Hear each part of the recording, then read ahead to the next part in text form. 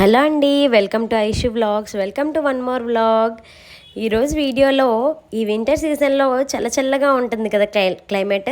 So ఆ క్లైమేట్కి ఏదైనా వేడివేడిగా కారంగా తింటుంటే ఇంకా అదిరిపోతుంది కదా. అందుకోసమే క్రిస్పీ కార్న్ అయితే మీతో షేర్ చేసుకుంటున్నాను రెసిపీ.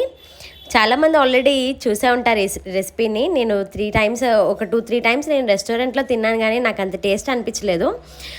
నేను ఇలా ఇంట్లోనే ట్రై చేస్తాను. సో మీరు కూడా ఒకసారి ట్రై చేయండి. నేను ముందుగా మొక్కజొన్నను మొత్తం సెపరేట్ చేసుకొని ఈ విధంగా వాటర్ వేసుకొని కొంచెం సాల్ట్ వేసుకొని బాయిల్ చేసుకుంటున్నాను.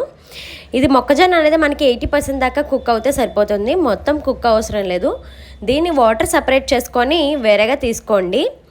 దీన్ని మొత్తం వాటర్ పోయేంత వరకు మనం స్ట్రెయిన్ చేసుకున్నా పర్లేదు, లేకపోతే ఒక క్లాత్లో వేసుకొని నీట్గా తుడుచుకున్నా పర్లేదు. మనకి వాటర్ అయితే ఉండకూడదు. వాటర్ ఉంటే కనుక మనకి ఆయిల్లో ఫ్రై చేసినప్పుడు మొత్తం కూడా తుల్లిపోతాయి. సో అక్కడ ప్రాబ్లం అవుతుంది. అందుకోసమే మనం నీట్గా క్లాత్లో తుడిచేసుకోండి, లేకపోతే ఒక స్ట్రైనర్లో వేసి వాటర్ అంతా పోయేంత వరకు ఉంచుకోండి.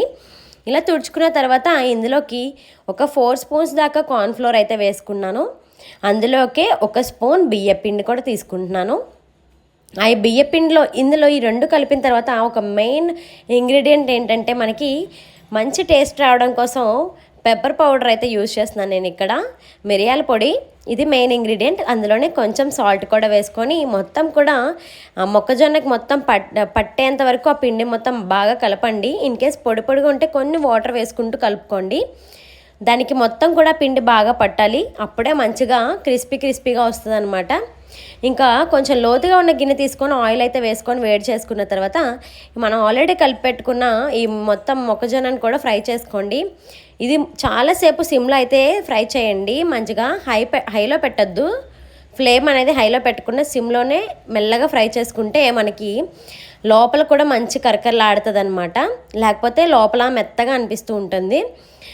తర్వాత అదంతా కూడా మంచి ఎల్లో షేడ్ వచ్చేంత వరకు ఫ్రై చేసుకొని ఆనియన్స్ ఇంకా మిర్చి కూడా ఫ్రై చేసుకున్నాను ఆయిల్లో. తర్వాత అందులో కలుపుకోవడానికి నేను ఆనియన్స్ ఇంకా కొత్తిమీర కూడా కట్ చేసి పెట్టుకుంటున్నాను.